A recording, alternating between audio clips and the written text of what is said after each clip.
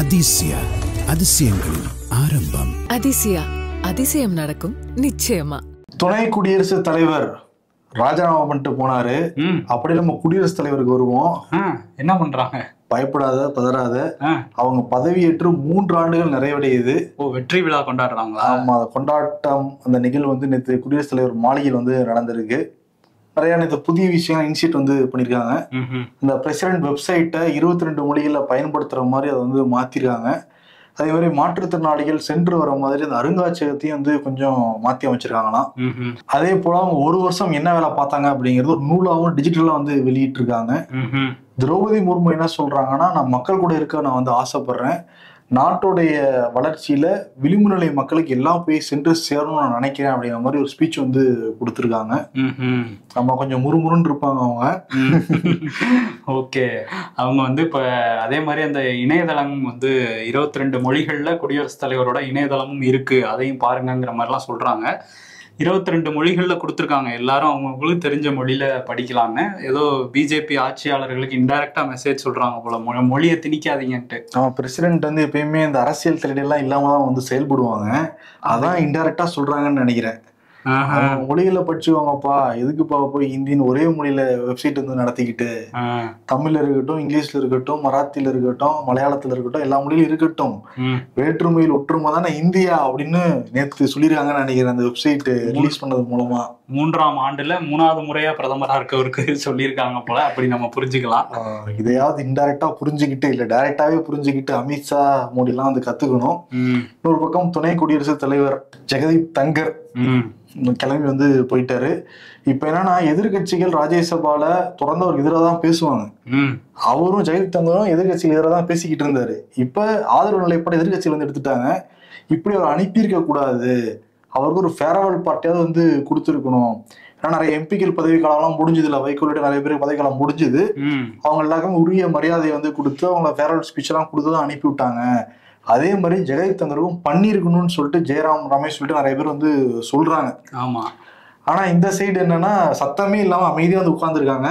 இந்த ஜெயராம் ரமேஷ் ராஜ்யசபால சொன்னப்போ கூட நட்டா உள்ளிட்ட கிரண் ரிஜிஜூக்கு யாரும் பதில் சொல்லவே கிடையாதான். அவங்க தானே அனுப்புனதே அப்படிங்கிற மாதிரி தானே காங்கிரஸ்ல சொல்றாங்க.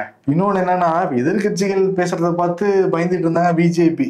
இப்ப சபாநாயகர் முன்னாள் சபாநாயகர் பேசுறத பார்த்தும் அதாவது பயப்படுறாங்களா, அதனால பேச விடாம பண்றாங்களா? ராஜ்யசபால அவர் RSS ஓட குரலாதான் ஒழிச்சாரு அப்படின்லாம் சொன்னாங்க. அவர் பேசுறது ஏன் பிஜேபிக்கு பயமா இருக்கு? RSS பிஜேபி ஃபைட்டை இங்கேயும் கொண்டு வராங்களா? பொறுத்தது பார்ப்பான். என்னன்னா, கொஞ்சம் வந்து ஒரு ஷார்ட் டெம்பரான நபர் தான் ஜெகதீப் தங்கர். கடந்த காலம் நிறைய பார்த்துருக்கோம். நம்ம விரைவில் நிறைய விஷயங்கள்லாம் வெளியே சொல்லுவான்னு எதிர்பார்க்கறாங்க எதிர்கட்சிகள், நம்மளும் எதிர்பார்க்கிறோம். கண்வீலி தேனவன் காணவில்லைங்கிற மாதிரி பீகார்ல ஓவர் நைட்ல 35 லட்சம் வாக்காளர்களை காணவில்லைங்கிறத தேர்தல் ஆணையமே சொல்லியிருக்காங்க. 35 லட்சம் பேர் எங்க போயிருப்பாங்க? நிறைய இறந்து போனவங்கள நீக்கியாச்சு, ஒரு 18 லட்சம் பேரை. அதே மாதிரி 2 காடு வச்சிருந்தவங்களையும் நீக்கிட்டாங்க. இதெல்லாம் போக 35 லட்சம் பேரை காணோம்னு சொல்லிட்டு தேர்தல் ஆணையமே சொல்றாங்க. 35 லட்சம் பேரை காணோம். ஆமா, இப்ப என்ன நடந்துகிட்டு இருக்கு பீகார்ல? பீகார் சிறப்பு தீவிர திருத்தம் வாக்காளர்களை பண்ணிக்கிட்டு இருக்காங்க, முடிச்சுக்கிட்டு இருக்காங்க. மொத்தம் எவ்வளவு வாக்காளர்கள் இருக்காங்க அப்படின்னா 7,90,00,000 பேர் இருக்காங்க. இந்த 90 லட்சம் பேர்ல தான் 35 லட்சம் வாக்காளர்கள் காணாம போயிட்டாங்க. அதுக்கு தேர்தல் ஆணையம் என்ன சொல்றாங்க அப்படின்னா, இல்ல இவங்க எல்லாமே இடம் பெயர்ந்திருக்கலாம், ஏன்னா பீகார்ல வேலை வாய்ப்பு இல்ல, நிதிஷ்குமார் சரியா ஆட்சி பண்ணல அப்படின்னு எதுவும் சொல்றாங்களா? அவங்க வந்து படிவங்களே வந்து கொடுக்கல, ஆனா 35 லட்சம் பேரை காணும் அப்படிங்கிறாங்க. அப்ப என்ன பண்ண போறாங்க? காணவில்லைன்னா நீக்கிட போறாங்க. சரி, இல்ல ஓட்டு போட வருவாங்கல்ல அவங்க. எங்கேயாவது நம்ம தமிழ்நாட்டுல பாக்குறோம், தென் மாநிலங்கள்ல நிறைய பேர் பீகாரை சேர்ந்தவங்க வேலை பாக்குறாங்க. காணவில்லைன்னா இது என்ன புரியலையே, நீக்கிறோம்னா என்ன ஐடியால அதை பண்றாங்க? ஆசை எனக்கு புரியுது. ஜனநாயக கடமையாற்றுறதுக்கு ஒருத்தர் சென்னை வேலை பார்த்துக்கிட்டு இருக்கவரு ரயில பிடிச்சி பீகார் போய் வாக்களிச்சு, இல்ல அது கடமை இல்ல, அது வேற விஷயம். அது அவங்க கையில இருக்கு. இவங்க நீக்குறாங்கன்னா அது எங்க போனாங்க என்ன? இப்ப இத சிபிஐ விசாரிப்பாங்களா 35 லட்சம் பேர் எங்கன்னு? 35 லட்சம் பேர் ஒரு மாநிலத்துல இடம் பெயர்ந்திருக்காங்க அப்படின்னா அந்த கவர்மெண்ட் ஃபெயிலியர் தானே அது தெரிய வருது. கண்டிப்பா. ஏன்னா வந்து அதுதான் அவங்களே சொல்றாங்க. இப்ப 20 வருஷமா கிட்டத்தட்ட இவங்க ஆட்சி தான், நிதிஷ்குமார் ஆட்சி தான் நடக்குது. அவரை தான் இப்ப பிஜேபி வந்து முதல்வர் வேட்பாளரா நாங்க அறிவிக்கிறோம்லாம் சொல்லிக்கிட்டு இருக்காங்க. அது தெரியல. ஆனா அவர் ஆட்சி சரியில்லைன்னு தானே இதுல இருந்து நம்ம புரிஞ்சுக்க முடியுது. மகாராஷ்டிராவோட ஏக்நாத் சிண்டே தான் அறிவிச்சிருந்தாங்க. இப்ப சிஎம் இருக்கிறது யாரு? தேவேந்திர பட்னாவிஸ். ஆமா, கேட்டா இல்லன்ட்டாங்க. இதுல இந்த 39 லட்சம் பேர் அடிஷ்னலா ஆட் ஆயிருக்காங்க அப்படின்னு சொல்லி மகாராஷ்டிரால எதிர்க்கட்சிகள் சொல்றாங்க. அவங்க எல்லாம் வந்து கூட்டிட்டு வந்து உட்கார வைக்கிறாங்க வெளி மாநிலத்துல இருந்துட்டு. இப்போ 35 லட்சம் பேர் வெளியே போயிட்டாங்கிறதும் நமக்கு அதிர்ச்சியா தான். அதான்ப்பா என்ன சொல்றாங்கன்னா, 30 லட்சம் பேர் சேர்த்தாலும் குத்தோங்கிறீங்க, நீக்கினாலும் குத்துறீங்க, என்னதான் உங்களுக்கு பிரச்சனை? அது தேஜஸ்வி அளவுக்கு பிரச்சனையா இருக்கு. என் கட்சிக்கு ஓட்டு போறவங்கலாம் நீக்கிட்டாங்கன்னு அவர் சொல்லிட்டு இருக்காரு. சரி, இதை இங்க இருந்து நாங்க வந்து குரல் கொடுக்குறோம் அப்படின்னு சொல்லிட்டு முதலமைச்சர் மு.க. ஸ்டாலின் ஒரு எக்ஸ் பதிவு போட்டிருக்காரு.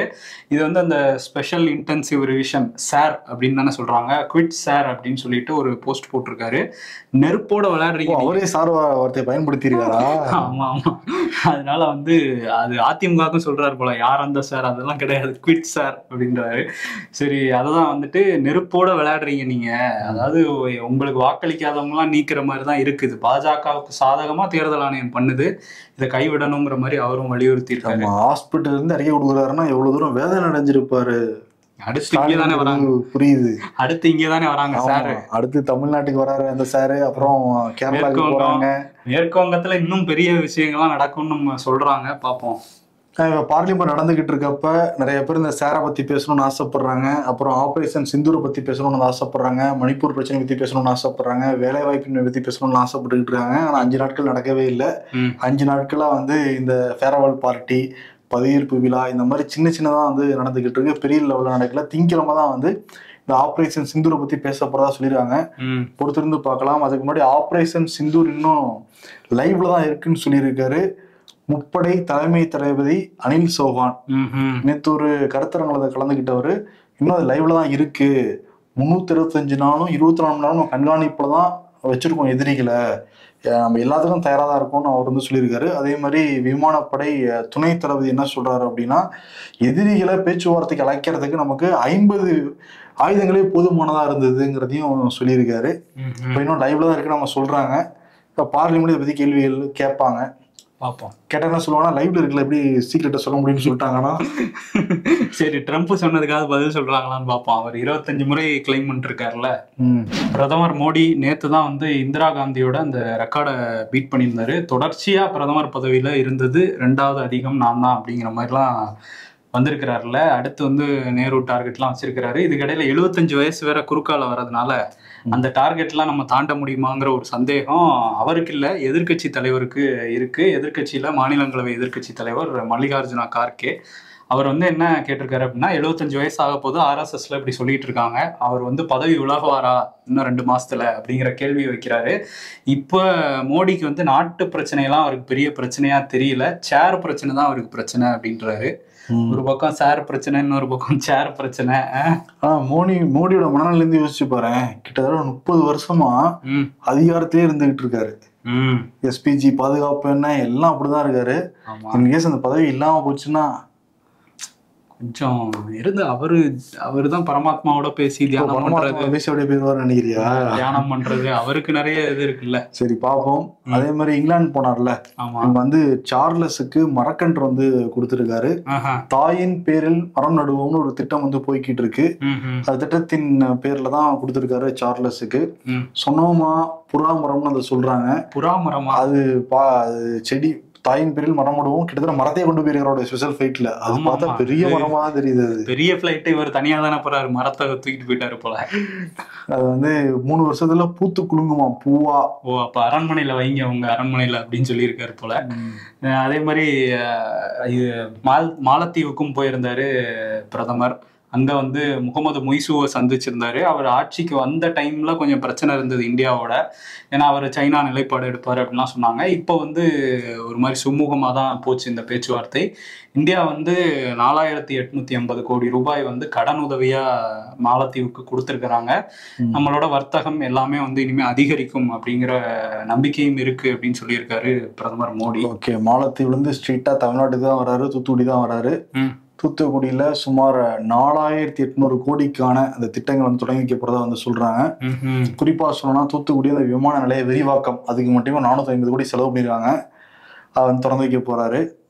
திறந்து வச்சுட்டு என்ன ஸ்பீச் கொடுப்பாருன்னு பார்க்கலாம். அதே மாதிரி நாளைக்கு வந்து ராஜேந்திர சோழன் விழாவை சிறப்பிக்கவும் போறாரு. ஆமா, அதுதான் தங்கம் தென்னரசு என்ன சொல்றாருன்னா, ராஜேந்திர சோழனோட அந்த விழாவுக்கு பிரதமர் மோடி வர்றது தமிழ்நாட்டுக்கே பெருமை அப்படின்னு சொல்லியிருக்காரு. செங்கோல் வச்சப்ப பிரச்சனை பண்ணாங்க, இப்ப பெருமையா மாறிடுச்சாங்கிற கேள்வியும். தமிழ்நாட்டுக்கே பெருமைன்னா சொல்றாரு ஸ்டாலினுக்கு தெரியுமா?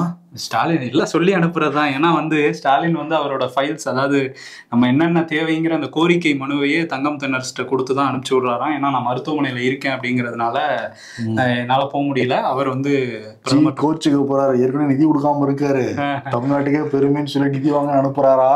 நிதிக்காக ஐயா, நிதிக்காக அனுப்புறாரா, எந்த நிதி அப்படிங்கறது அவருக்குதான் வெளிச்சம். ஆமா. இன்னொரு பக்கம் என்னன்னா, மாணவ பத்திரிகையாளர் பயிற்சி திட்டம். நான் மாணவ பத்திரிகையாளர் பயிற்சியில தான் வீடனுக்குள்ள வந்தேன். ஆமா, நிறைய ஆண்டுகள் பணியாற்றிட்டு இருக்கேன், உங்களுக்கு எல்லாருக்குமே தெரியும். அதே மாதிரி நிறைய இளம் மாணவ பத்திரிகையாளர் பயிற்சி திட்டத்துல நிறைய பேர் இணைஞ்சிருக்காங்க. புதுசா நிறைய பேர் உள்ள வந்திருக்கிறாங்க. இன்னைக்கு அந்த இதுல எம்பி, திமுக எம்பி கனிமொழியுமே கலந்துக்கிட்டு மாணவர்கள்கிட்ட உரையாடினாங்க. அவங்க கிட்ட மாணவர்களே கேள்வி எல்லாம் வச்சாங்க. முதல்வர் எப்படி இருக்காரு அப்படின்னு. அவர் நலமோட இருக்காரு, எப்ப என்னை இங்க இருந்து வெளியே விடுவாங்க மருத்துவமனையில இருந்து, நான் பணி செய்யணும் அப்படிங்கிற ஒரு ஆர்வத்தோட முதல்வர் இருக்காருன்னு பதில் சொல்லியிருக்கிறாங்க. அதே மாதிரி நிறைய விஷயங்களும் பகிர்ந்துக்கிட்டாங்க. நானும் பத்திரிகையாளராக தான் ஆரம்பித்தேன், அப்போ இருந்த நிலைமை இப்போ கொஞ்சம் மாறி இருக்கு, இருந்தாலும் பெண்களுக்கான அந்த ஸ்பேஸுங்கிறது இன்னும் நம்ம போராடிட்டே தான் இருக்க வேண்டியது இருக்கு அப்படிங்கிறதையும் பதிவு பண்ணியிருந்தாங்க. ஆமாம், அதே மாதிரி இயக்குனர் ஏஆர் முருதாஸ் வந்திருந்தாரு, பத்திரிகையாளர் கார்த்திகன் வந்திருந்தாரு. அதே மாதிரி நிறையா ஃபீல்டு விசிட் பண்ணுறதுக்கும் மாணவர்கள் நிறையா பக்கம் போனாங்க இன்னைக்கு ஈவினிங்கு. ஒரு சிறப்பான ஒரு திட்டம் தான். ஏன்னா மாணவ பத்திரிகை பயிற்சியத்தில் இருந்தவங்க தான் தமிழ்நாட்டில், இந்தியாவில், உலகத்தில் பல்வேறு முக்கியமான பொறுப்புகள் இருக்காங்க. கண்டிப்பா. அந்த வகையில் விகடனை பொறுத்த வரைக்கும் இது ஒரு முக்கியமான ஒரு திட்டம். பாமக செயல் தலைவர் அப்படின்னு சொல்றதா இல்லை இவர் என்ன சொல்றதுன்னு தெரியல. ஆனால் அன்புமணி அவர் வாக்கிங்கை நேற்று காலையில் ஆரம்பிப்பாருன்னு பார்த்தா சாயந்தரம் அந்த நடைப்பயணத்தை ஆரம்பிச்சிருக்கிறாரு. அதில் நேற்று திருப்பூரூர்லேருந்து ஆரம்பித்து அந்த நடைப்பயணமாக வந்தாங்க. ஓரளவு கூட்டம் கூட்டி அவர் வந்துட்டு இருந்தார். இதுக்கு முன்னாடியே ஒரு செய்தி பரவ ஆரம்பிச்சது, டிஜிபி அலுவலகத்திலேருந்து இவரோட நடைப்பயணத்துக்கு தடை போட்டாங்க அப்படின்னு சொல்லி. ஏன்னா ராமதாஸ் ஏற்கனவே இவர் நடைப்பயணம் போனால் சட்டம் ஒழுங்குக்கு பிரச்சனையாயிரும், தடை விதிக்கணும்லாம் டிஜிபிட்ட புகார் கொடுத்துருந்தாரு. ஆனால் அப்படி எந்த உத்தரவும் நாங்கள் கொடுக்கலன்னு டிஜிபி அலுவலக தரப்புலே கன்ஃபார்ம் பண்ணுறாங்க. ஒவ்வொரு மாவட்ட எஸ்பிக்கும் இந்த புகாரை பற்றின ஒரு ராமதாஸ் இப்படிலாம் சொல்லியிருக்காரு, பார்த்துட்டு அனுமதி கொடுங்கிற மாதிரி தான் நாங்கள் சொல்லியிருந்தோம். ஆனால் தடையெல்லாம் வர செய்தியெல்லாம் உண்மை அல்ல அப்படின்னு அவங்களே விளக்கம் கொடுத்துட்டாங்க. பாமக வழக்கறிஞர் பாலு அதான் சொல்றாரு, தவறா பரப்பப்பட்ட ஒரு செய்தி அன்புமணிக்கு எதிராக, அப்படி தடை எதுவும் இல்லை, தமிழ்நாடு முழுக்க அந்த பயணத்தை தொடருவார் அப்படிங்கிறாங்க. இந்த தமிழக உரிமை மீட்பு பயணம் ஏற்கனவே மக்களை காப்போம் தமிழகத்தை மீட்போம் எடப்பாடி பழனிசாமி போய்கிட்டு இருக்காரு. இன்னொரு மீட்பு ஆரம்பிச்சிருக்காரு அன்புமணி. எதுக்காக ஆரம்பிச்சார் அப்படின்னா, ராமதாஸுடைய கனவுகளுக்காக நடைப்பயணத்தை ஆரம்பிக்கிறேன்னு சொல்றாரு. ராமதாஸுடைய கனவே நீங்க இவர் பயணம் போக கூடாதான் இருக்கு. அதான் டிஜிபி வரைக்கும் உச்சபட்ச காவல்துறை அதிகாரிக்கும் புகார் கொடுக்குறாரு. ஆனா அவருடைய கனவை நிறைவேற்றியே தீருவேன் அப்படின்னு சொல்லிட்டு கிளம்புறாரு அன்புமணி. ஆமா. இன்னொன்னு என்ன சொல்றாருன்னா, திமுக மக்களை அவங்க உரிமையெல்லாம் கொடுக்கவே கிடையாது, அதெல்லாம் வாங்கி தர போறேன், வீட்டுக்கு அனுப்பணும், அதுக்காக நடைபயணம் அப்படிங்கிறத குறிப்பிடுறாரு. ஆனா ராமதாஸ் திமுக ரூட் எடுக்கிறாரு, அன்புமணி ராமதாஸ் திமுக வீட்டுக்கு அனுப்பணும் ரூட் எடுக்கிறாரு. கடைசியில இன்னொன்னு என்ன சொல்லியிருக்காரு ராமதாஸ், யாராவது கட்சிக்கு கலகம் ஏற்படுத்துற வகையில நடந்துகிட்டாங்கன்னா கட்சி விட்டே நீக்கலாம் அப்படின்னு சொல்லியிருந்தாருல, ஒரு நாட்கள் அதோட பார்க்கலாமா எதிர்பார்ப்பு இருக்கு அரசியல் சூழல்ல. இன்னொரு பக்கம் வைகோ ராஜ்யசபா எம்பியா இருந்தாரு, பதவி காலம் முடிஞ்சிருச்சு. அடுத்து என்னன்னு பாக்குறப்ப அவருடைய ஃபேவரட் என்ன நடைப்பயணம் தான். அவரும் ஆரம்பிக்க போறதாங்கன்னு சொல்றாங்க. ஆகஸ்ட் 9 ஆகஸ்ட் 19 வரைக்கும் தமிழ்நாட்டுல 8 முக்கியமான இடங்கள்ல பேச போறாராம். இதுக்கு என்ன தலைப்பு வச்சிருக்காங்க அப்படின்னா, வாழ்வாதாரம் காப்போம் ஜனநாயகத்தை காப்போம் அப்படின்னு சொல்லிட்டு. ஏன் ஜனநாயகம் இல்லையா ஸ்டாலின்? தெரியல, டைரக்டா தான் சொல்ல வர்றாரான்னு தெரியல. எங்க ஆரம்பிக்கிறாரா, தூத்துக்குடியில தான் ஆரம்பிக்கிறாரு அவரு. இந்த ஸ்டெர்லைட் எதிர்ப்பு, ஒவ்வொரு 8 பாயிண்ட்லயும் முக்கியமான பிரச்சனைகளை பத்தி பேச போறாராம் வைகோ. எல்லாமே சென்ட்ரல் கவர்மெண்ட் நோக்கி தான் இருக்கு. அதான் எம்பி பதவி வேற இருந்துச்சு, எல்லாம் ராஜ்யசபால பேசி கவர் பண்ணிடலாம், இப்ப களத்துக்கு பேச வேண்டியது இருக்குன்னு நினைக்கிறாருன்னு நினைக்கிறேன் வைகோ. சரி, அதே மாதிரி அவங்கெல்லாம் போனால் நாங்களும் போகணும். தேமுதிகல இருந்து தேதி குறிச்சிருக்காங்க. ஆகஸ்ட் 3ல இருந்து 23 வரையும் அந்த முதல் கட்ட சுற்றுப்பயணத்தை அந்நியார் வந்து தொடங்குறாங்க அப்படின்னு தேமுதிக காரங்க சொல்றாங்க. அதுக்கும் பேர் வச்சிருக்காங்க. ஒரு பேர் இல்ல, 2 பேர் இல்ல, 3 பேர் வச்சிருக்காங்க. என்னன்னா இந்த மாதிரி ஒவ்வொரு தொகுதிக்கும் போகும்போது பூத் ஏஜென்ட்ஸை பார்ப்பாங்களாம் தேமுதிக. அதுக்கு என்ன பேருனா உள்ளம் தேடி இல்லம் நாடி நானே வரேன் அப்படின்றாங்க. இது எங்கேயோ கேட்ட மாதிரி இருக்கு. சரி, இல்லம் தேடி இருக்கு. அடுத்து அதே மாதிரி அடுத்ததுக்கு வந்து என்னன்னா மக்களை சந்திக்கிறதுக்கு கேப்டன் ரத யாத்திரை மக்களை தேடி மக்கள் தலைவர் அப்படின்னு ஒரு பேர் வச்சிருக்காங்க. அடுத்து அவ்வளவுதான், அந்த 3 இதுதான். ஒண்ணு வந்து கேப்டன் ரத யாத்திரை, அடுத்து வந்து மக்கள், 2மே வச்சிருக்காங்க, 2 டைட்டில் வச்சிருக்காங்க. இதுல என்னன்னா ஓப்பன் கேரவன்ல கேப்டனோட படத்தை வச்சுட்டு நான் வந்து பிரச்சாரம் போனோம், அதுக்கு அனுமதி கொடுங்கன்னு இன்னைக்குதான் அனுமதி கேட்டிருக்காங்க. அது ஓகே. முதல்ல தமிழ்நாடு களை கட்டிருச்சு. போய் எலெக்ஷன் வந்து ஒரு ஃபீல்ல தான் இருப்பாங்க மக்கள். ஆமா, எனக்கு ஏற்கனவே எடப்பாடி போய்கிட்டு இருக்காரு. இப்ப அனுமதி ராமதாஸ் வந்து கிளம்பி இருக்காரு, கிளம்ப போறாரு. ஓரணியில் தமிழ்நாடும் லைவ்ல தான் இருக்கு. திமுகவும் ஒரு விஷயம் பண்ணிட்டு இருக்காங்க. அடுத்து தேமுதிக ஆரம்பிக்கிறாங்க. டிவிக்கு விஜய் இப்ப வரப்போறாரு நிறைய பேர் எதிர்பார்த்துக்கிட்டு இருக்காங்க. ஆனா என்னன்னா அவர் வந்தாதான் குரங்கு மாதிரி அவருடைய கேர்பேண்ட்ல தாவி அவருடைய பிரச்சாரத்துல தாவி அட்டகாசம் பண்ணிடுறதுனால காவல்துறை எப்படி பாதுகாப்பு கொடுக்க போறாங்க அப்படிங்கறதே ஒரு இது. ஏன்னா அந்த இடத்துல இருந்து இந்த வானம் நவந்தாலே ஏதோ கலவரானத காட்சி மாதிரி இருக்கு. செப்பனாங்க உளுந்து. ஆமா, இன்னும் ரசிக மனப்பான்மையிலே இருக்கிறாங்க தாவேகா தொண்டர்கள் அப்படிங்கிறது தெரியுது. ஏற்கனவே வாழும் எம்ஜிஆர், வாத்தியார், புரட்சி தமிழர் அப்படின்னு பல பட்டங்களை கொடுத்துருக்குறாங்க அதிமுக காரங்க எடப்பாடி பழனிசாமிக்கு. இப்போ நான் ரியல் வாத்தியாராவே மாறுறேன் அப்படின்னு சொல்லிட்டு கொஸ்டின் பேப்பரோட வந்து போயிருக்காரு மக்கள் கிட்ட. அந்த சொல்லியிருந்தோம்ல, திமுகவின் உருட்டுகளும் திருட்டுகளும் அப்படின்னு சொல்லிட்டு அந்த இதை வந்து முன்னாள் அமைச்சர் விஜயபாஸ்கர் அவரும் இவரும் சேர்ந்து தான் இந்த இதை தொடங்கி வச்சாங்க. அதில் வந்து ஒரு கொஸ்டின் பேப்பர் தயார் பண்ணியிருக்காங்க. 10 இது திமுகவோட வாக்குறுதி, இது நிறைவேறியிருக்கா இல்லையா அப்படிங்கிற மாதிரி ஆப்ஷன்ஸ் கொடுத்துருக்காங்க. இல்லைன்னு சொல்லிட்டு கடைசியில் நீங்களே மார்க் போட்டுக்கலாம் திமுக ஆட்சிக்கு. இதை வீடு வீடாக போய் அதிமுக தொண்டர்கள் கொடுப்பாங்க. எல்லா மக்களுமே மார்க் போட்டு திமுகவுக்கு 0 தான் வரும்.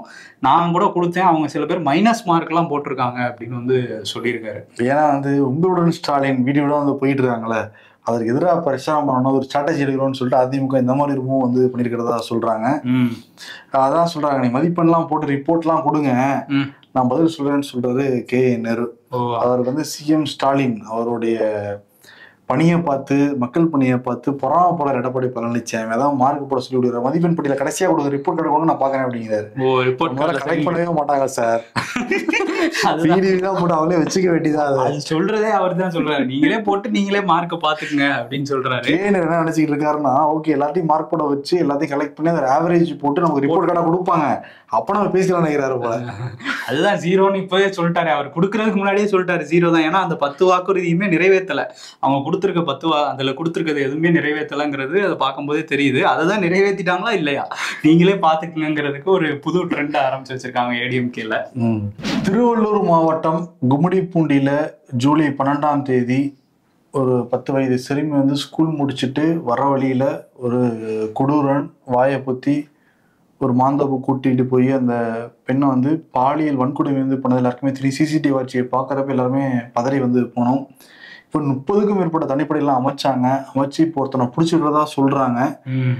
பிபிசி செய்தியோடைய அறிக்கையின்படி அந்த தமிழ்நாடு ஆந்திரா அந்த தாபால பார்டர்ல இருக்க ஒரு தாபால வேலை பார்த்துக்கிட்டு இருந்தானா, அந்த தாபால வேலை பார்த்த உடையும் இந்த சிசிடிவி காட்சியில் இருக்க உடையும் ஒரே மாதிரி இருக்குங்கிறத கண்டுபிடிச்சிருக்காங்க. இப்போ அடையாளங்கள்லாம் ஏன் வெளியிட மாட்டேங்கிறேன்னு சொல்லிட்டு அந்த காவல் நிலையத்துக்கு முன்னாடி மக்கள்லாம் நேற்று போராட்டம் கூட பண்ணிருக்காங்க.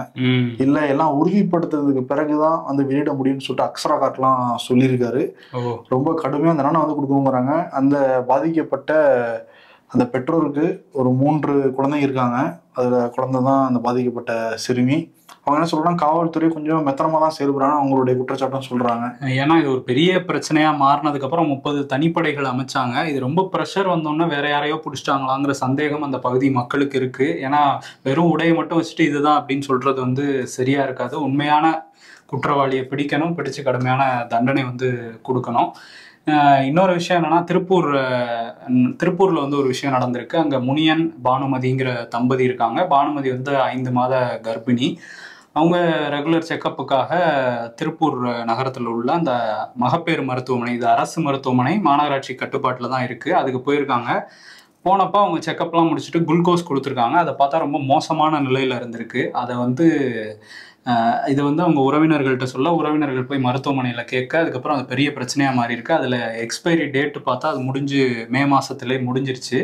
அதை கொடுத்துருக்காங்க. இப்படி வந்து எல்லாருக்கும் கொடுத்துட்ருக்கீங்களான்னு கேட்க, அப்புறம் மாநகராட்சி உதவி நல அலுவலர் வந்து நேரில் வந்திருக்காரு. வந்து 7 பாக்கெட் வந்து இந்த மாதிரி செவிலியர்கள் கவனக்குறைவால் எக்ஸ்பைரி ஆனதை வச்சுட்டாங்க. மே 2026 மே 2025 கன்ஃபியூஸ் பண்ணி வச்சுட்டாங்க அப்படின்னு வந்து ஒரு பதில் கொடுத்துருக்காரு. அதெல்லாம் நாங்கள் இப்போ அப்புறப்படுத்தி அழிச்சிட்டோம் அப்படின்னு சொல்கிறாரு. பட் எவ்வளோ ஒரு பெரிய கவனக்குறைவு அது அப்படிங்கிறத உணரணும். அந்த செவிலியர்கள் தன்னோட கூட பிறந்த அக்கா தங்கச்சிகள் தான் செக் பண்ணிட்டு தான் அந்த கரெக்டாக கொடுத்துருப்பாங்க. வேற யாரோ ஒருத்தருங்கிறதுனால அந்த மாதிரி மனப்பான்மை வருது. இன்னொன்று என்னன்னா, கர்ப்பிணி பெண்களுக்கு அரசாங்கம் பெட்டகம் கொடுக்குறாங்க.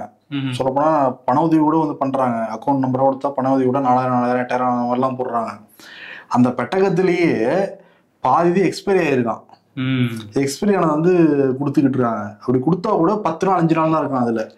அதை எதுக்கு கொடுக்கணும்? நீங்க கொடுக்காம இருக்கலாம்ல, ஏமாத்துறதுக்காக கொடுக்குறீங்க. அப்ப அதை குறிப்பா சேனல்ல பல பேர் கமெண்ட் வந்து சொல்றாங்க.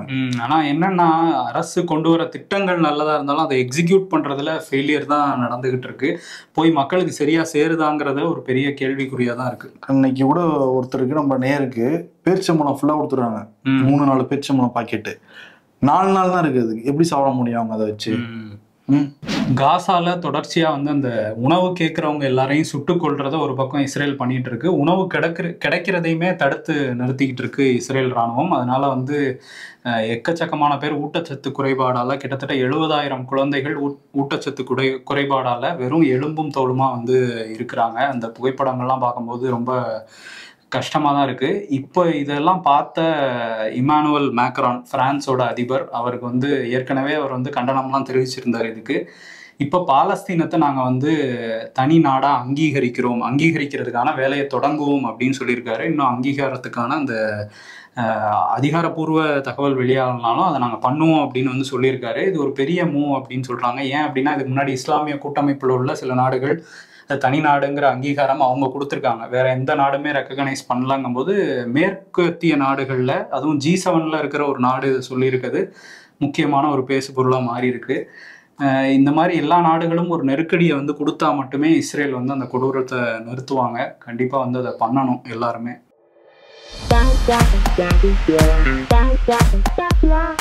Scrolling LinkedIn for few minutes. என்னடா என்ன தவிர எல்லாருமே டேலண்டடா இருக்கீங்க. கைமாத்த 500 ரூபா கேட்டான், இல்லைன்னு சொன்னதுக்கு வேற பக்கம் எங்கேயோ வாங்கி குடிச்சிட்டு நான் வீழ்வேன் என்று நினைத்தாயோன்னு வாட்ஸ்அப்ல ஸ்டேட்டஸ் வச்சிருக்கான்.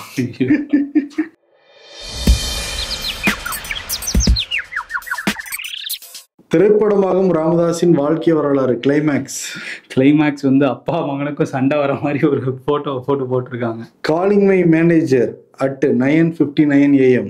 மீ சார் சடனா மேனேஜர் புரிஞ்சு போச்சு, லீவு தானே. இதோ வந்துட்டேன். எடப்பாடி மார்க் ஷீட் கொடுத்துக்கிட்டு இருக்காரு. நம்ம வந்து சர்வே வந்து கொடுத்துக்கிட்டு இருக்கோம். 2 ஆட்சிக்கு நீங்க மதிப்பெண் வந்து போடுங்க.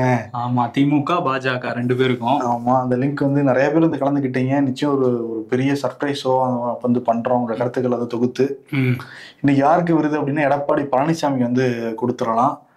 யாரு மார்க் ஷீட் கொடுப்பா? ப்ரொஃபஸர் தான் கொடுப்பாங்க. கொஸ்டின் பேப்பர்லாம் கொடுத்து எழுத சொல்லுவாங்க. அந்த மாதிரி மக்கள் கொஸ்டின் பேப்பர் கொடுத்துக்கிட்டு இருக்காருல்ல. ஆமா, அதனால அவருக்கே கொடுத்துடலாம். ப்ரொஃபஸர் மணி ஹைஸ்ட் ப்ரொஃபஸர் கிடையாது. அது கொள்ளையடிப்பாங்கல்ல அந்த ப்ரொஃபஸர். இவர் வந்து காலேஜ்ல அந்த ப்ரொஃபஸரை சொல்றேன். யாரும் தப்பா எடுத்துக்க கூடாது. ஏன்னா ப்ரொஃபஸர்னால அவர் தான் டக்குன்னு ஞாபகம். இன்னொரு ப்ரொஃபஸர் வராது, யாரு? Braking bad professor. அவர் வந்து கள்ளச்சாரணம் காய்ச்சுவாப்ல. அந்த ப்ரொஃபஸர் நினைச்சிடக்கூடாது. நம்ம நார்மலா ப்ரொஃபஸர். ஆமா, சரியா தானே சொல்றேன்? நீங்க சரியாதான் சொல்றீங்க. அவர் வந்து காலேஜ்ல உள்ள ஒரு ப்ரொஃபஸர் மாதிரி தான் நாங்க சொல்றோம். ட்ரெண்டிங் நிறைய வார்த்தை இருக்கனால ரொம்ப கவனமா பேசணும்ல. ஆமா. ஓகே, நன்றி. அதிசயங்களின் ஆரம்பம். அதிசயம் நடக்கும் நிச்சயமா.